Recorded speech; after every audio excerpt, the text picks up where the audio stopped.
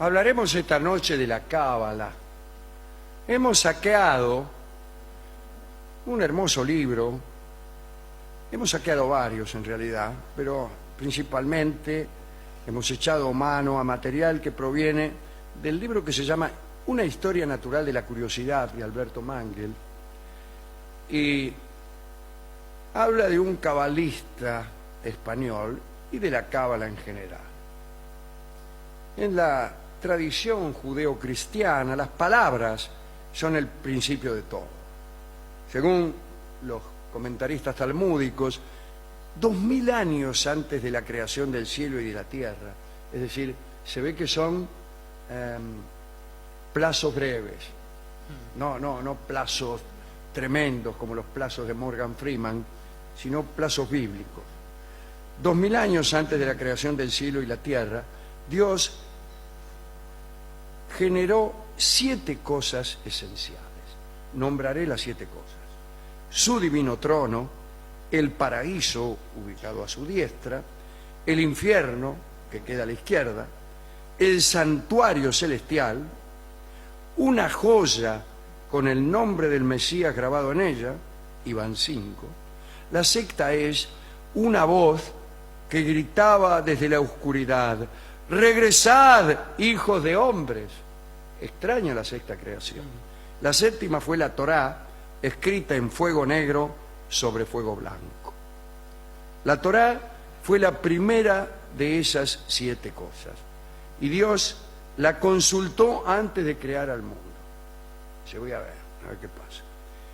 Con cierta vacilación, porque temía la pecaminosidad de las criaturas terrenales, la Torá consintió esa creación. Se advierte que se le otorga conciencia a la Torá, toda vez que puede tener cierta vacilación, ciertas consideraciones, y puede dar consentimiento. Bueno,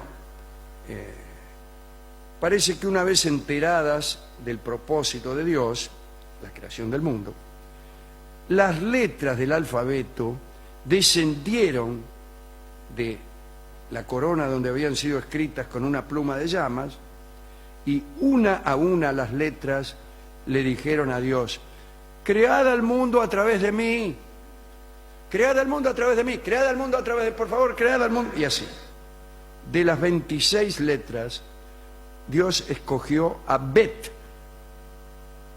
y la puso en la palabra bendito. Los comentaristas señalan que la única letra que no presentó la solicitud, que no dijo que nada del mundo, no, fue la Aleph. Y Dios entonces le otorgó el primer lugar en el decálogo para recompensar su humildad. Esta es la historia. Más tarde, San Juan Evangelista, tal vez impaciente, resumió todo este intenso trámite y declaró que en el comienzo era la palabra. Chao. Nada, Claro, sí. nada. Hizo una síntesis, un copete. De esta antiquísima convicción surge la metáfora de que Dios es el autor y el mundo es un libro. Dios como autor, el mundo como libro, un libro que tratamos de leer y en el cual también estamos escritos. Y ahí esta metáfora deviene en muchas alegorías. Puesto que se supone que la palabra de Dios abarca todo y es perfecta, ninguna parte de las Escrituras puede ser ambigua o fortuita. Este es el principal concepto de la Cábala. Cada letra, el orden en que están, la ubicación de cada palabra, todo debe tener un significado. Allá por el siglo I, para interpretar mejor la palabra de Dios, los judíos de Palestina y Egipto, quizá bajo la influencia de la religión persa, comenzaron a desarrollar un sistema de interpretación de la Torá y el Talmud que pasó a ser conocido 10 siglos más tarde como la Cábala. La Mishnah, que es una exégesis de la Torá oral, compilada alrededor del siglo II, más o menos de nuestra era, condenaba la curiosidad humana o le ponía unos límites. Y dice esto, voy a leerlo. A todo aquel que especula con estas 4 cosas que voy a decir, le hubiera sido mejor no haber venido al mundo. Estas 4 preguntas son: ¿qué hay en lo alto? ¿Qué hay en lo bajo? ¿Qué hubo al principio y qué habrá al final? La Cábala elude esta condena concentrándose en la palabra misma de Dios, que necesariamente contiene todas estas cosas en cada una de sus letras. Es una manera, la Cábala, de contestar preguntas prohibidas, dejando que hablen las letras. A mediados del siglo XIII, y aquí comienza prácticamente lo que queríamos glosar, un brillante estudiante de la Cábala, el erudito español Abraham Abulafia, que había nacido en Zaragoza en 1240, desarrolló una técnica de combinación de letras y adivinación. Y llamó a esta técnica el camino de los nombres. Abulafia creía que su método permitía o permitiría a los estudiosos volcar por escrito sus interpretaciones y meditaciones mediante una combinación casi infinita de las letras del alfabeto, a las que comparaba con las variaciones ejecutadas en una pieza musical. La diferencia entre las letras y la música era que mientras que la música se capta a través del cuerpo y el alma, las letras solo se perciben con el alma y con los ojos, que son, como proclama la antiquísima metáfora, las ventanas del alma. Por ejemplo, Abulafia combinaba sistemáticamente la primera letra del alfabeto hebreo, Aleph, con las 4 letras del tetragramatón, el nombre impronunciable de Dios, y HWH, con lo cual obtenía 4 columnas de 50 palabras cada una. 7 siglos más tarde, en un hemisferio, en un continente que español del siglo XIII no hubiera podido sospechar, Jorge Luis Borges imaginó una biblioteca que contendría todas esas combinaciones en una innumerable serie de volúmenes de idéntico formato y número de páginas. Y otro nombre de esa biblioteca es Universo. Se está refiriendo al cuento de Borges que se llama La Biblioteca de Babel, donde imaginaba todos los libros posibles, con todas las combinaciones posibles, que son prácticamente infinitas o tan grandes que no podrían contenerse en el universo. Bueno, Abulafia proclamaba que en el hebreo, en el idioma hebreo, existía una correspondencia convencional establecida por Dios para sus profetas entre los sonidos y las cosas que esos sonidos nombraban. Y decía que era convencional eso. Por eso se burlaba de aquellos que sostenían que un niño despojado de todo contacto humano aprendería a hablar hebreo espontáneamente. Lo peor del caso es que se han hecho estas experiencias que son de una crueldad inimaginable. Dejaban a los chicos sin comunicar durante toda su primera infancia para ver si salían hablando hebreo o qué salían hablando. Lo que pasaba es que tenían muchísimos inconvenientes y algunos de ellos morían, etc. No podían desarrollarse normalmente. Dante, dice aquí, también como Abulafia, consideraba que el hebreo era la madre de todas las lenguas, pero eso no quiere decir que a un niño al que no se le enseña nada aparezca hablando hebreo, ¿no? Si nadie se lo enseña, por más que sea la lengua madre, ¿no? Hay que enseñarle las convenciones semióticas, si no, estamos listos.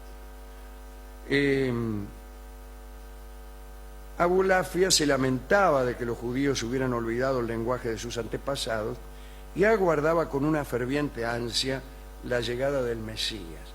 No dice el amigo Mangel que él mismo se consideraba un Mesías, y que fue uno de tantos falsos mesías como hemos glosado aquí en este mismo programa. Abulafia decía que el placer es el fruto principal de la experiencia mística, así como su propósito esencial.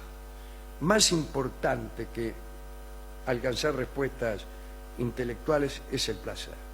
Y basándose tal vez en una fortuita similitud etimológica entre las palabras hebreas hijo y entendimiento, que es ben y bina, sostenía que la concepción de ideas era equivalente a la concepción sexual.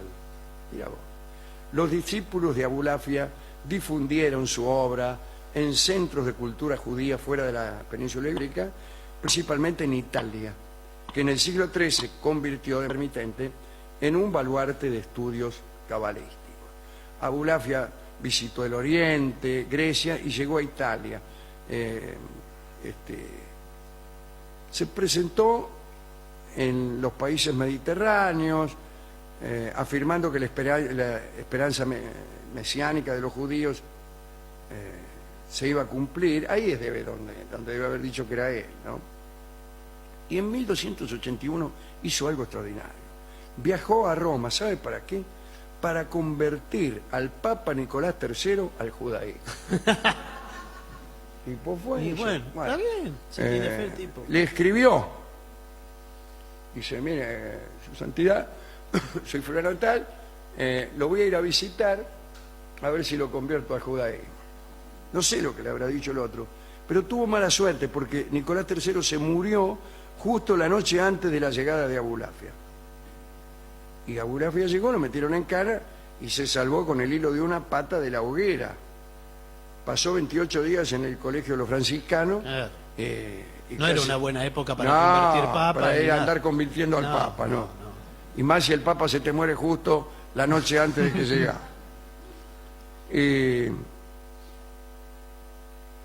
Bueno, sí. Puede ser que Dante entrara en contacto con las ideas de este cabalista a través de los debates, que no eran como los debates presidenciales, eran peores, creo yo. Tenían lugar en diversas ciudades después de... bueno. En los círculos intelectuales de Bolonia puede ser que Dante haya conocido las ideas de este tipo. El caso es que 2 siglos más tarde de Abulafia aparecieron los neoplatónicos y empezaron a construir unas máquinas mnemotécnicas que rescatarían las ideas de Abulafia. Estas máquinas de pensar son unos dispositivos didácticos, mnemotécnicos, como hemos dicho, que se inventaron en el Renacimiento, que estaban construidos en textos impresos, en intrincados dibujos, incluso en juegos de construcción tridimensionales. Parecían complejas versiones de nuestras tablas de Excel, diseñadas como árboles genealógicos o como ruedas que se movían una dentro de la otra y generaban contactos entre los conceptos escritos en los bordes que iban cambiando, contactos que iban cambiando, ¿no? Como los almanaques que mencionaba ayer. Como los almanaques que yo decía ayer, sí, parecidos, sí. Algunas se habían concebido como muebles. Ahí está, había una rueda de libros diseñada por Agostino Ramelli, que se ponían generalmente cerca del escritorio del pensador, se iban girando y tomaban contacto los unos con los otros, etcétera, ¿no? Ahora, cada una de estas máquinas funciona de manera diferente. Ahí está, por ejemplo, la máquina laberíntica de Horacio Toscanella, que es un sistema de ruedas que combina sujetos, predicados, relaciones y preguntas, una dentro de la otra, ¿no? Y aquí hemos hablado muchas veces de la máquina de pensar de Ramón Llull, de Raimundo Lulio, el catalán, que bueno, en este programa nunca pensamos bien de las máquinas de pensar, ¿no? Eran muy muy elementales y muy ambiguas. Pero están presentadas, bueno, en aquel momento seguramente no, pero hoy es como una especie de curiosidad, de juego. De juego, casi, de claro, juego. Tiene juego, mucho de sí, lúdico. sí. Bueno, fantástico. Bueno, Abulafia pasó sus últimos años viajando por Italia y allá por 1291 se perdieron sus pasos. Probablemente murió en Barcelona en 1292. ¿Por qué?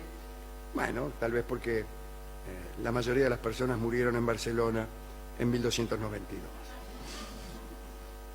Eso no está en ninguna máquina de pensar. Recopiló 26 escritos teóricos, de los que se conservan algunos, y también escribió 22 obras proféticas, solo se conserva una. Sus enseñanzas muestran algunos paralelismos con el yoga y el tantra, pero tampoco hay que hacer mucho caso a esto, porque todo lo que se construye muestra cierto paralelismo con el yoga y el tantra. Sí. Especialmente cuando uno no sabe muy bien lo que es el yoga y el tantra, como es el caso de este que habla. Sobre todo si uno tiene ganas de hacer coincidir las cosas. Sí, cuando uno se va a levanta encontrar. con ganas Sí. de que las cosas se influyan unas con otras, Sí, señor. ahí encuentra Mucha relación. mucha conexión, mucha conexión. Y sobre todo cuando el lugar es chico y es más fácil conectarse. Sí, sí. Bueno, qué sé yo. Hemos ido a la discoteca, me gustó mucho esto, y le pedimos al discotecario algo que tuviera que ver con la palabra como elemento central de la creación, y aquí tenemos a Mina cantando y Alberto Lupo hablando en la canción italiana que, recordando a la Torá, se llama Parole, Parole.